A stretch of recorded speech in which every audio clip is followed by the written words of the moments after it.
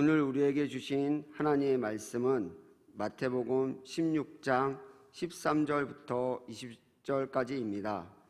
찾으신 후 저와 여러분이 한 절씩 교독하신 후 마지막 절은 다 함께 함독하시겠습니다.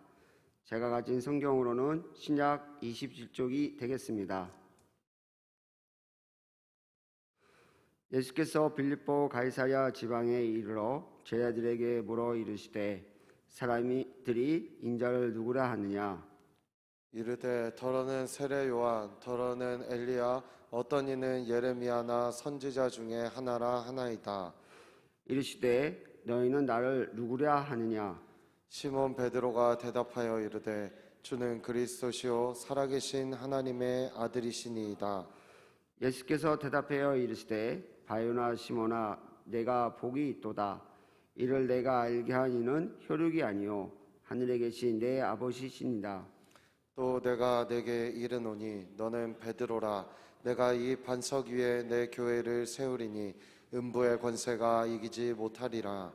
내가 천국 열쇠를 내게 주리니 내가 땅에서 무엇이든지 매면 하늘에서 매일 것이요 내가 땅에서 무엇이든지 풀면 하늘에서도 풀리라 하시고 이에 제자들에게 경고하사 자기가 그리스도인 것을 아무에게도 이르지 말라 하시니라. 아멘.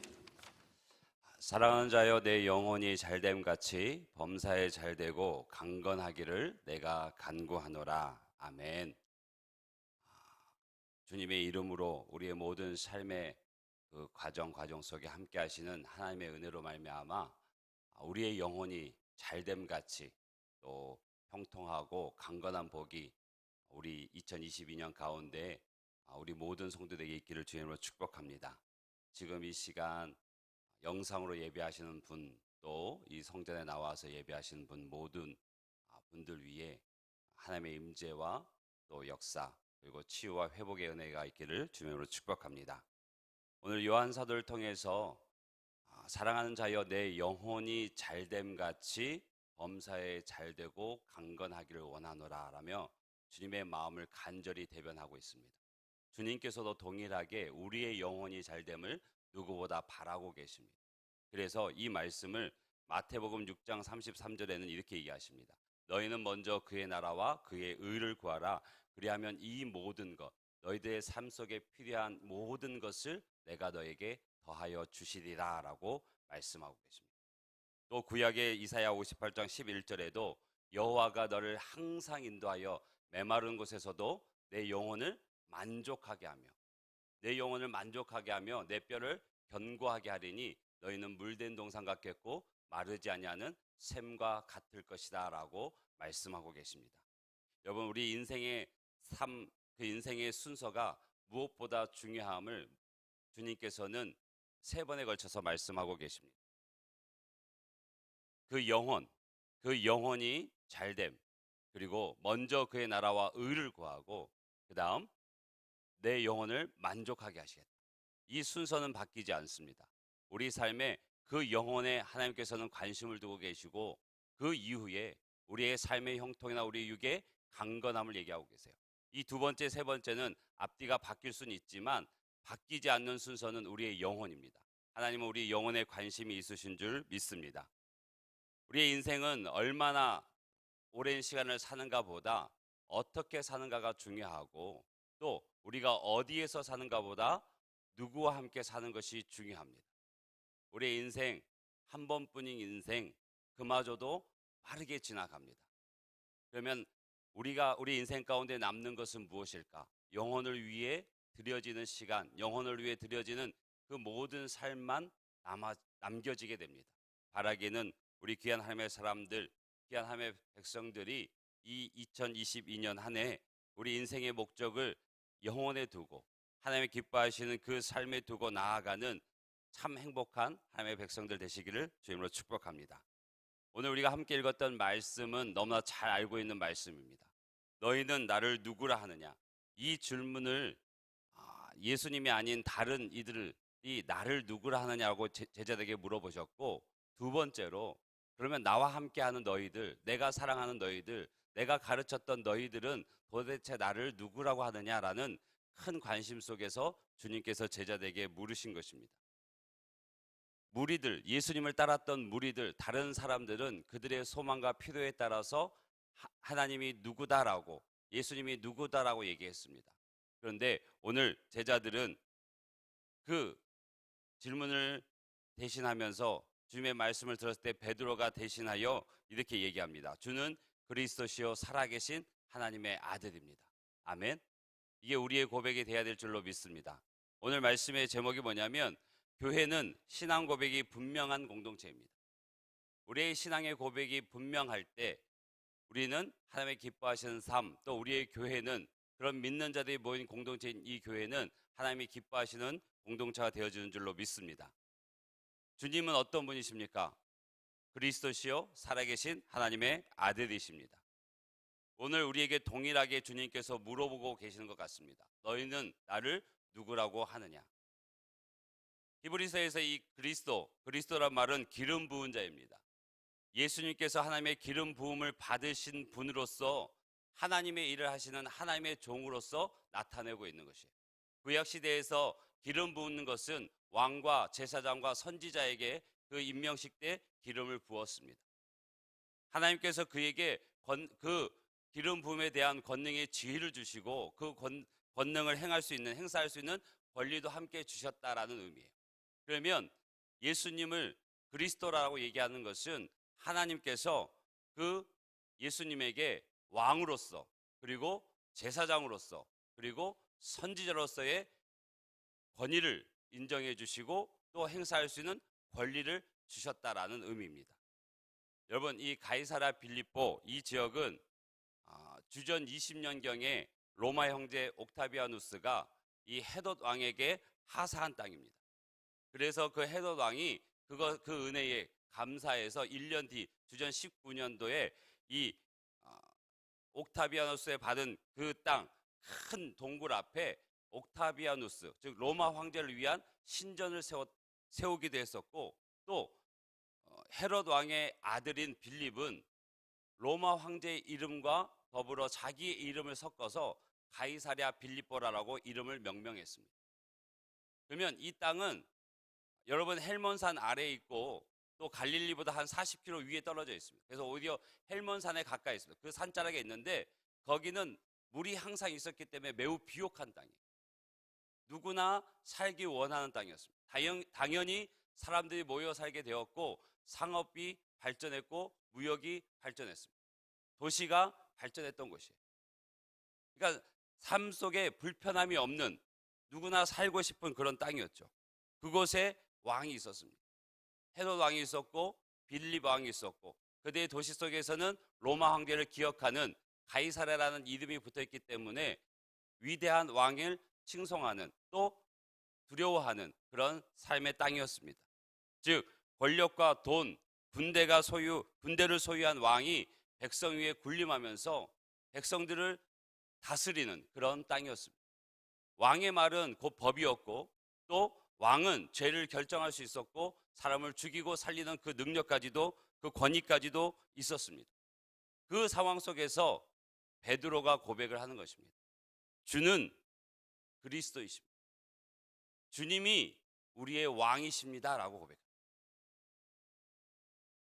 헤롯 왕이 아니라, 빌립 왕이 아니라, 로마의 황제가 아니라 주님이 나의 왕이십니다. 마태복음 28장 18절 보게 되면 하늘과 땅의 모든 권세를 내게 주셨으니 라고 얘기합니다.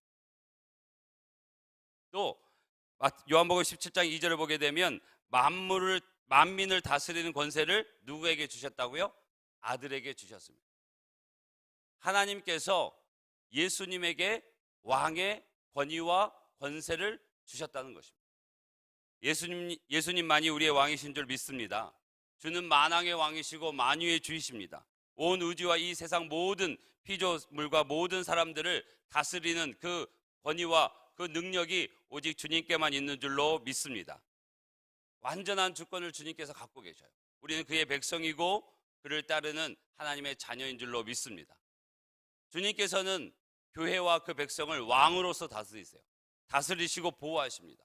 궁극적으로 우리의 영혼을 구원하시고 하나님의 자녀 삼으시기 위한 그 왕으로서의 그 역할을 감당하고 계시는 거예요. 바라기는 우리가 세상의 그 무엇을 왕으로 쫓는 것이 아니라 오직 예수님만을 왕으로 삼고 나아가는 하나님의 백성이 되시길 주님으로 축복합니다. 또 예수님만이 나의 제사장이십니다. 예수님만이 나의 대제사장이십니다라고 베드로는 고백하고 있습니다. 대제사장은 어떤 존재입니까? 하나님 앞에 죄인을 대표하는 존재예요. 즉 구약시대 때 이스라엘 백성들의 그 죄를 가지고 하나님 앞에 나아갔던 존재가 제사장입니다. 대제사장은 1년에 한 번 자신의 죄뿐만 아니라 이스라엘 백성의 모든 죄를 가지고 주님 앞에 그 거룩한 전에 나아갔던, 자신의 생명으로 나아갔던 제사장이었습니다. 그러나 구약의 제사장은 유한하였고 한계가 있었습니다. 그런데 주님께서는 영원한 대제사장이 되신 줄로 믿습니다. 우리의 연약함을 동정하시고 체휼하셨지만 그분은 죄가 없으셨어요. 모든 일에 우리와 똑같이 시험을 받으셨지만 또한 죄가 없으셨기 때문에 예수님은 우리를 대표하시고 하나님 앞에 나아가는 대제사장이 되셨습니다. 디모데전서 2장 5절 보게 되면 한 분이시요 또 하나님과 사람 사이의 중보자도 한 분이시니 곧 사람이신 그리스도 예수시라. 또 요한일서 2장 2절 보게 되면 그는 우리 죄를 위한 화목제물이니 우리만 위할 뿐 아니요 온 세상의 죄를 위하심이라. 아멘. 예수님만이 우리의 대제사장 되십니다. 예수님만이 우리의 죄의 문제를 가지고 하나님 앞에 나아가셔서 그 십자가의 죽으심으로 말미암아 그 자신이 화목제물이 되어주심과 말미암아 우리의 모든 죄가 깨끗이 씻음 받은 줄로 믿습니다. 그래서 그분은 지금 이 순간에도 우리를 위해서 간구하고 계십니다. 또 예수님만이 우리의 선지자이십니다. 우리에게 하나님을 대표하는 존재입니다. 자, 선지자는 하나님의 메시지를 가지고 와서 백성들에게 나아오는 사람이 선지자입니다. 대제사장은 죄인을 대신해서 거룩한 하나님께 나아가는 존재입니다. 즉 우리는 죄로 인해서 죄의 무직 가운데, 흑암 가운데 놓여 있는 존재였어요. 그래서 우리를 인도할 빛이 필요했는데 그 역할을 감당하는 것이 선지자입니다. 구약의 시대에서도 우둔한 백성들, 죄 가운데 그 눈이 가려워진 백성들을 일깨웠던 이들이 누굽니까? 선지자입니다. 하나님의 말씀을 대언하고 백성들이 가야 할 길을 일러줬던 이들이 바로 선지자입니다. 예수님께서 우리의 참 선지자 되신 줄로 믿습니다. 요한복음 6장 14절을 보게 되면 그 사람들이, 많은 사람들이 예수께서 행한 이 표적을 보고 말하되 이는 참으로 세상에 오실 그 선지자라 하더라. 예수님이 죄로 인해서 가리워진 우리의 눈을 밝혀주실 유일한 선지자이신 줄로 믿습니다. 흑암 가운데 있는 우리를 빛으로 인도하실 분이 바로 예수님이시고 빛 그 자체가 되신 분이 바로 예수님이십니다. 베드로의 이 고백, 주는 그리스도시요 주는 나의 왕이십니다. 주는 나의 제사장이십니다. 주는 나의 선지자이십니다. 그 주님만이 우리의 유일한 구원자 되시는 줄로 믿습니다. 여러분, 사람은 사람을 구원할 수 없습니다. 이 시대나 지금이나 우리는 영웅을 칭송합니다. 그리고 그 누구도 비유할 수 없는 권력을 가진, 또 돈을 따라가는 이들도 많습니다. 그러나 그것은 결코 우리를 구원할 수 없습니다.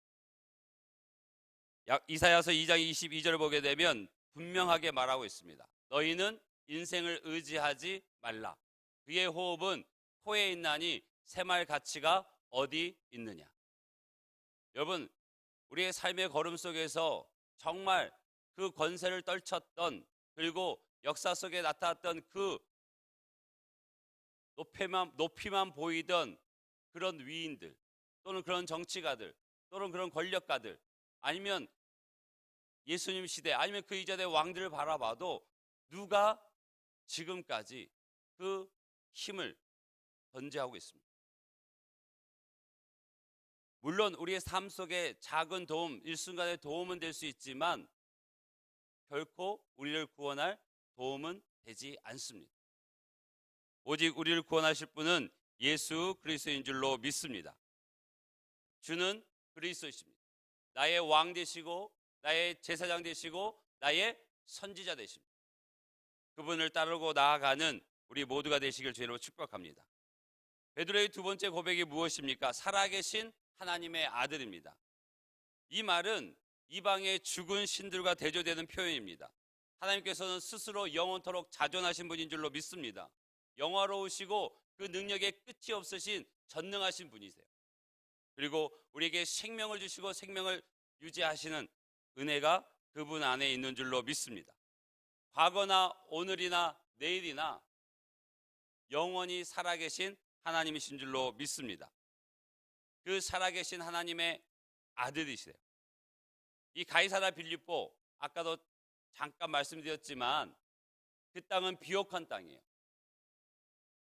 그 땅은 무역이 성행했고 상업이 발달했고 또 도시가 발달했고 많은 이들이 모여 살았던 곳이에요. 구약 성경에서는 이 땅이 어떤 땅이었냐면 바알 헤르몬, 바알 가드라 불려졌습니다. 이곳에서는 그리스 신 판의 이름을 따서 그 판신전이 있었던 곳이 바로 이곳이었습니다. 현재는 그때는 파니아스라고 불렀지만 아랍식으로 현재는 마니아스라고 부르는 이 땅이 정말 우상과 우상 숭배가 가득했던 땅이었어요. 우리가 이사야서 2장 22절을 통해서 말씀했듯이 인생을 셈할 가치가 없는 미약한 존재인데 그들은 왕을 신으로 섬겼고 그 외에 알지도 못하고 깨닫지도 못하고 냄새 맡지도 못하는 그 우상들을 만들어 섬겼던 것이 바로 이 땅이었어요. 이 땅에 신전이 4개나 시대적으로 생겼습니다. 첫 번째 신전은 뭐였냐면 동굴 속 정말 큰 절벽 가운데 동굴이 엄청 큰 동굴이 있었습니다. 그 동굴에는 깊은 샘이 있었어요. 그곳이 그 생김새는 이 상체는 사람이고 하체는 염소였던 그 판신을 섬기는 신전이었어요. 그래서 때마다 염소를 그 깊은 우물에 내어 던집니다. 그래서 그 내어 던진 그 염소가 그 웅덩이에 빠져서 잠겨들면 판신이 이 예물을 받았구나. 근데 던졌던 그 염소가 중간에 부딪히거나 돌에 부딪혀 피를 흘리게 되면 이 판신이 받지 않는구나라는 생각을 하면서 거기다가 제물을 드리고 그 판신을 섬겼던 곳이 바로 이곳입니다. 또 두 번째, 옥타비아누스 신전을 세웠던 것이 바로 이 땅입니다. 또 예수님 시대에는 그 판신을 위한 제단을 더 확대해서 세우게 됩니다. 또 주님 이후에는 제우스 신을 섬겼고 또 복수의 여신인 레미시스 왕을 섬겼던 곳이 바로 이곳이에요. 즉 우상이 가득했던 곳입니다. 정말 그 아름다운 절벽에 안을 움푹하게 파서 갖가지 다양한 신들을 조각해서 넣어두었습니다. 그러면 그 땅이 얼마나 죄로, 얼마나 그릇된 우상으로 가득했는가를 알 수가 있습니다. 그 속에서 베드로가 고백합니다. 주는 살아계신 하나님의 아들이십니다. 그 많은 역사 대대로 내려왔던 그 많은 신들을 다 제치고 하나님만이 참 하나님이십니다라고 고백을 하시는 거예요. 그 고백이 우리 가운데 있길 원합니다. 왜 이스라엘은 하나님을 버리고 우상을 숭배했을까? 왜? 우리는 그 역사를 너무나 잘 압니다. 하나님께서 그들을 부르시고 하나님의 자녀 삼으시고 출애굽시키셨지만 그 과정 가운데 그들은 늘 하나님이 아닌 다른 존재를 원했어요.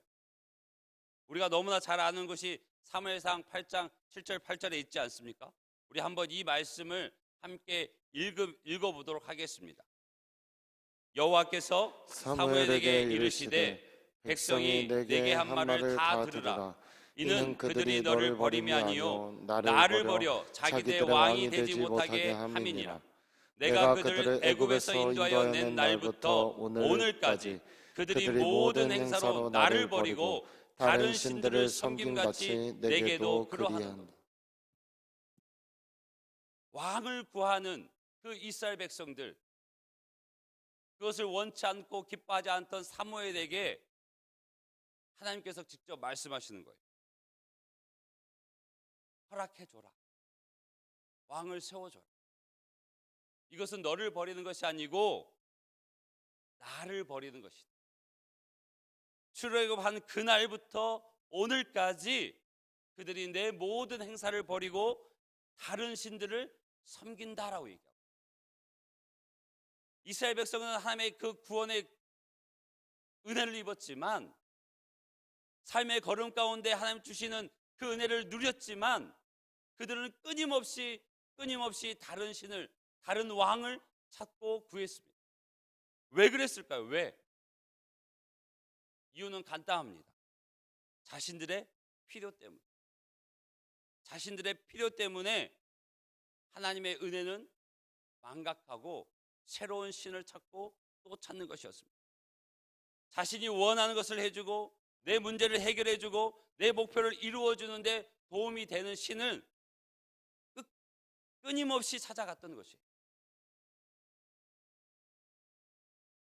이 부분에 대해서 니콜라스 토마스 라이트는 무서운 경고를 하고 있습니다. 현대 그리스도인들이 하나님을 믿는 이유도 이것 때문이다.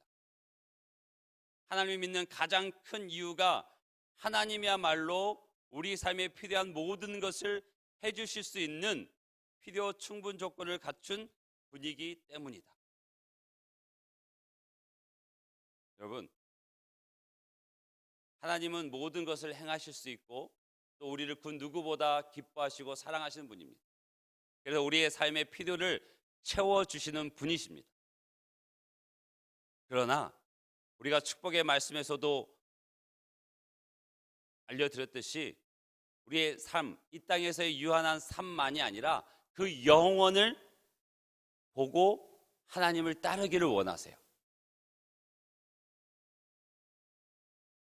그런데 우리의 삶이 언제부터인가 그런 하나님을 보기보다, 영혼을 바라보기보다 이 땅의 삶, 지금의 내 육신, 지금의 내 삶을 더 관심을 두고 살아가지 않는가? 우리의 기도의 많은 내용들이 하나님의 나라를 구하고 있는지, 나 자신의 안위와 우리의 가족의 평안을 구하고 있는지, 후자로 치우쳐져 있다면 우리는 하나님의 말씀을 경고로 받아야 될 줄로 믿습니다. 이것을 우리는 소비주의 종교라고 니콜라스 토마스 라이트는 얘기합니다. 컨슈머 크리스찬. 마치 기도 동전을 넣고 원하는 것을 누르면 무엇이든지 나오는 자판기 하나님을 믿고 있다는 것이죠. 매우 위험한 신앙 생활입니다. 단순히 우리가 신앙 생활을 내 필요한 무엇인가를 채우기 위해서 하나님을 믿고 신앙 생활을 걸어가고 있다면 우리는 언제든지 하나님을 버릴 수 있는 위험 가운데 놓이게 됩니다. 사무엘상 8장 7절에 이스라엘 왕을 달라고 요구했던 이유는 너무나 잘 아시죠. 자신들의 필요를 위해서 하나님이 아닌 다른 왕을, 보이지 않는 왕이 아닌 보이는 하나님을 그들은 찾고 찾았습니다. 하나님은 살아 계십니다. 하나님은 참 하나님이시고 영원한 왕이 되신 줄로 믿습니다. 예레미야 10장 10절 말씀, 오직 여호와는 참 하나님이시요 살아계신 하나님이시요 영원한 왕이시라. 믿으십니까? 믿으십니까? 우리 함께 고백처럼 또 결단처럼 다시 한번 우리의 마음을 교정하는 것처럼 이것을 한번 읽어봤으면 좋겠습니다. 함께 읽겠습니다. 오직 여호와는 참 하나님이시요 살아계신 하나님이시요 영원한 왕이시라. 아멘. 하나님의 손이 아닌 하나님의 얼굴을 구하는 그 믿음의 진보가, 그 믿음의 성장과 성숙이 우리 가운데 있기를 주님으로 축복합니다. 우리의 삶의 이유와 목적이 분명하기를 소원합니다. 하나님께서 왜 우리와 함께 하셔야 되고 왜 우리에게 은혜를 베푸셔야 되는지, 그것이 하나님의 나라를 위함인지 단순히 내 삶의 안위와 평안을 위함인지, 바라기는 우리 모두가 그 믿음의 진보를 힘써서 이루어가는 2022년이 되시기를 주님의 이름으로 축복합니다. 우리의 삶의 이유와 목적이 하나님이 기뻐하시는 그것이 되기를 소원합니다. 그래서 갈라디아서 2장 20절 이렇게 얘기합니다. 함께 봉독하겠습니다. 내가 그리스도와 함께 십자가에 못 박혔나니 그런즉 이제는 내가 사는 것이 아니요 오직 내 안에 그리스도께서 사시는 것이라. 이제 내가 육체 가운데 사는 것은 나를 사랑하사 나를 위하여 자기 자신을 버리신 하나님의 아들을 믿는 믿음 안에서 사는 것이라. 아멘. 이제는 내가 사는 것이 아니고 오직 내 안에 그리스도께서 사시는 거예요. 이전에는 믿음이 어린아이와 같았을 때는, 이전에 믿음이 약했을 때는 내 필요를 채워서 하나님 앞에 울부짖을 수 있지만, 이제는 그것을 넘어 하나님의 나라를 위해서, 나를 위하여 자기 자신을 버리신 그 예수 그리스도, 그 하나님의 아들 믿는 믿음 안에서 살아가기를 하나님은 바라고 계십니다. 우리 안에 이 바울의 고백이 있기를 주님으로 축복합니다. 이제는 이전까지는 그렇게 살았을지라도, 이전까지는 그 안에 머물러 있었을지라도, 이제는 2022년 이제는 주님 기뻐하시는 그 일을 감당하며 기뻐하시는 그 삶을 살아가는 우리가 되기를 주님으로 축복합니다. 여러분, 교회는 신앙 고백이 분명한 성도들의 모임입니다. 주는 그리스도시요 살아계신 하나님의 아들이십니다. 고백하십니까?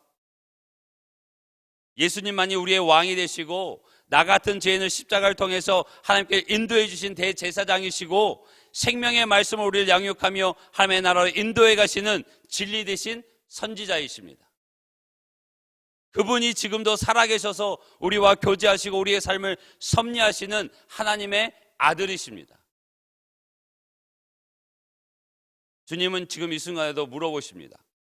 무리들이 아니라 주님을 따르는, 주님의 가르침을 입었던, 그리고 주님께서 사랑하시는 제자들에게 너희는 나를 누구라고 하느냐? 질문을 좀 바꿔볼까요? 여러분, 2022년 새해 계획을 세우셨죠? 우리나라 참 좋아요, 그렇죠? 1월 1일 신정도 있고 또 구정도 있어서 신년의 다짐, 신년의 계획, 신년의 소원을 한 번 더 할 수 있어요, 그렇죠? 그러면 그 신년의 새해 계획 속에 예수님은 얼마나 함께 하십니까? 내가 신년의 계획을 세우는데 하나님의 나라는 얼마나 포함되어 있으십니까? 내 계획 속에 주님은 얼마나 관여하셨습니까? 예수님은 나에게 어떤 분이십니까?